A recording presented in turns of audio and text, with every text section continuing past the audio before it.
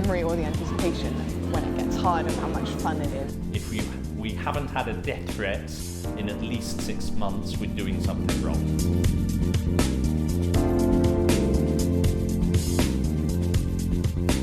But when you know what you're supposed to do, you don't give up on it. Even through the hard times, it molds you and it molds your character. I think that's really nice that people go away thinking, oh wow, that challenged me, or wow, that was really a nice piece of entertainment. From any live theatrical experience, you take whatever you need to take.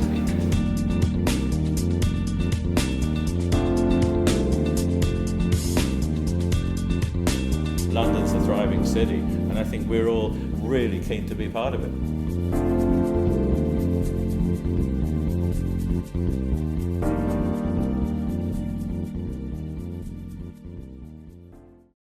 In London, there's kind of Fringe, which started, if you go right back in the 30s and 40s, but there was a big explosion of it around the 70s and 80s because there was a lot of funding. Now, it's called a fringe theatre or a pub theatre. There's lots of names for the small theatres. Some of us like to call small-scale theatre. For American visitors, they would associate it with off-Broadway or off-Broadway. But there's big arguments as to which term you use. To be honest, it doesn't really matter. I think England has a great tradition of producing new plays, and it's arguably the medium where theatre can be most politically engaging is by reflecting new stories from new writers.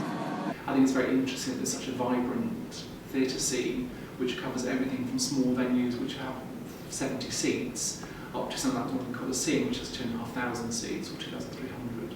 So there's a whole broad spectrum, and you can see in any one evening in the West End there are 32,000 people going to the theatre.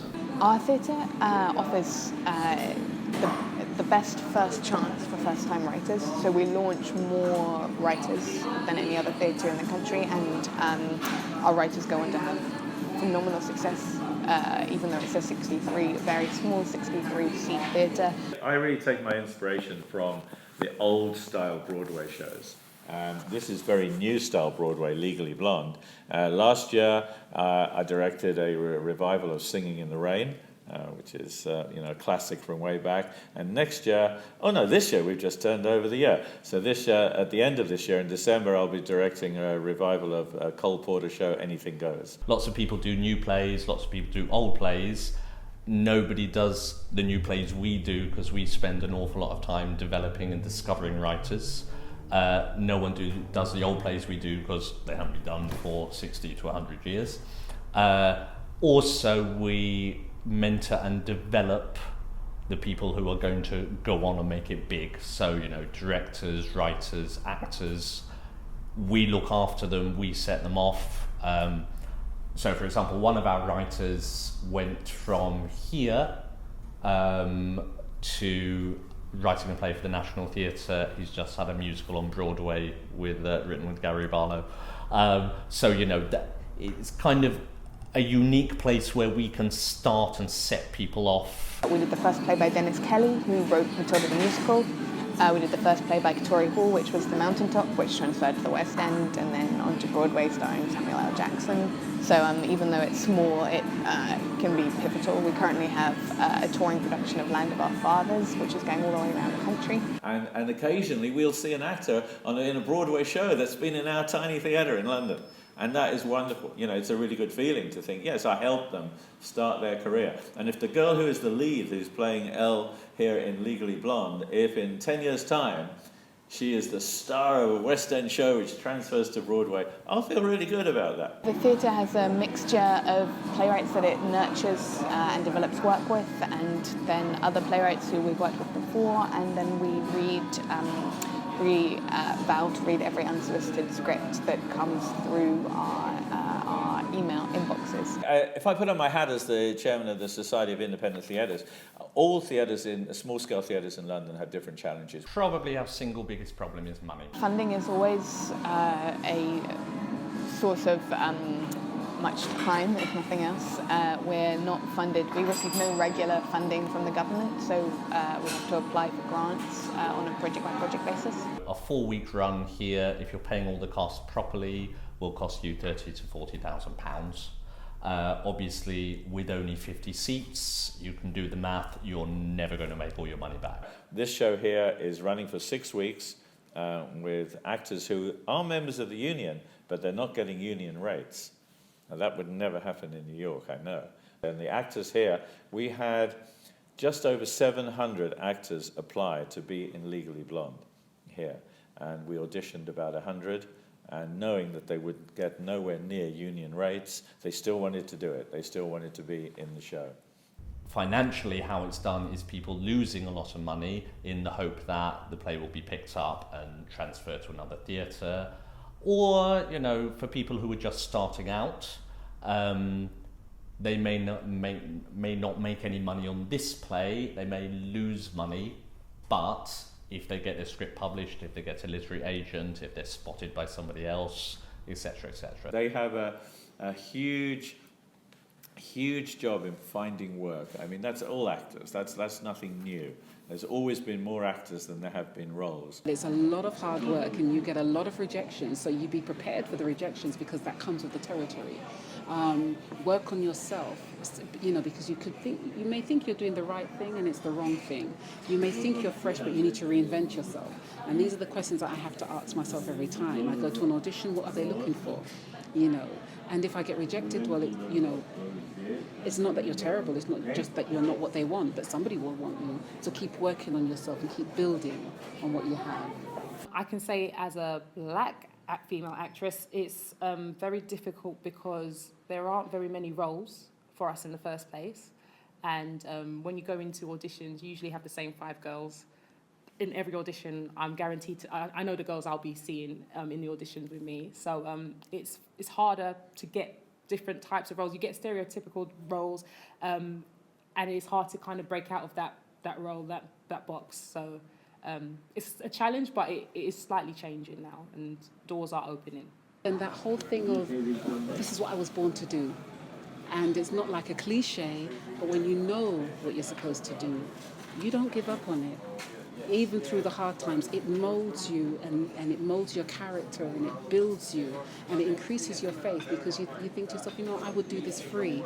You know, when I'm working, it's great. When I'm not working, I sing for free. I sing for cancer patients. I sing wherever the need is. I sing for kids. I'll motivate kids and tell them, you know what, you can come from South East London, study hard and make it to the West End. Don't give up on your dreams.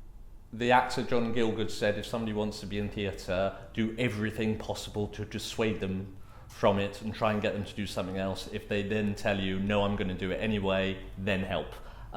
It's, you know, there's no job security. I had a holiday in 2001. I haven't had a day off in months. You know, it's hard. It's hard. Do you really want to do it? Ask yourself that question. Do you really think you want to do it? Do you think that if there was no money involved, if there was nothing to gain, would you still do it? You know, if you answer that question and you think, yes, I would still do it, I would do it for free, then I'd say go for it with all your heart. You know what, as I said, I've been very fortunate for the last 10 years to be working non-stop. This last year, 2015, was the first year where I've not had continuous work. And so I'd be working for maybe 3-4 months and then a little break, that kind of thing. And what I would do is corporate events. So just go and sing at, you know, if a company needs a singer to perform for a night, I'll go and do that. Or I'll just do voluntary work. So I work with the Alzheimer's Society and also Hackney Pirates, which is a reading group for children. So I do lots of different things. Try to keep active. Some of our biggest successes have actually, in terms of new plays, have actually been turned down by every other theatre in the country, but we just thought, actually, we want to do it. And, you know, the nice thing about the size of this space, etc., is if we want to do something mad, we can. I can write shows as well. I've written half a dozen shows And because I have my own theatre, it's very easy for me to put the shows on. We have a lot more flexibility and a lot more control over what we program. We can produce what we want and work with who we want and who we think is the best, rather than having to tick any checklist. One of my artistic policies is if we haven't had a death threat in at least 6 months, we're doing something wrong. So, also doing things that nobody else would touch, like a play about North Korea. Last year we did a play about the Armenian genocide, which got us a lot of abuse and some death threats and so on. The main thing that motivates me is the audience applause at the end of the show. I love to see a happy, contented audience. I think it's the memory or the anticipation when it gets hard of how much fun it is and how thrilling it is to be standing in the foyer and seeing people coming out after the end of the show and they're weeping or they're laughing or they're talking about it or they're arguing about it and knowing that they don't know what you did and that you were involved in, knowing that you were instrumental in creating a piece of art that's just moved them. So one of the nicest things, there's two good stories here. So one of them was a play where people came out and then sat down in the pub for the next 2 or 3 hours arguing about it, because it really split audiences.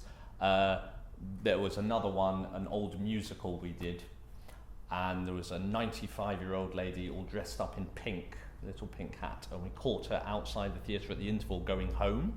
We were like, why are you going home? The show isn't finished. And she said, I actually live 7 hours away, but I've always wanted to see this show because my father was in it in like 1923. Thank you so much. Do you know what I mean? So when you get an audience member like that, where you've really made a difference, what we don't want is you come out of the theatre and then go, yeah, that was good, right, McDonald's then, yeah, and you forget about it. So either way, something that moves you and makes you think. As long as it provokes thoughts or opinions, I think that's really nice that people go away thinking, oh, wow, that challenged me, or wow, that was really a nice piece of entertainment, or it just depends on what the show is. But I like them to feel that they've, satisfied that the performance has been of a good standard. You want them to basically be motivated and to come out feeling, yes, do you understand? That was a good show. Or, I want to have a chance to change. I want to change. I want to do something different. I want to go for life. I want to be uplifted. You want them to come out feeling good.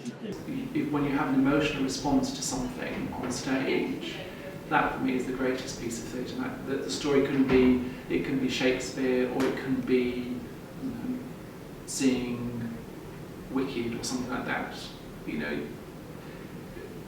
You take from any live theatrical experience, you take whatever you need to take. For me, life without theatre would be probably boring. I can't really imagine what life would be like without theatre, in the same that I couldn't imagine what life would be like without cinema or books. Obviously empty and meaningless. Without theatre, life would be less rich. Dull. It would be colourless, it would be lifeless, it would be boring. I think theatre is a nice way to escape. I think a lot of people go there to just forget about life situations or just to have some entertainment. Because theatre takes you from the mundane and brings you into a world.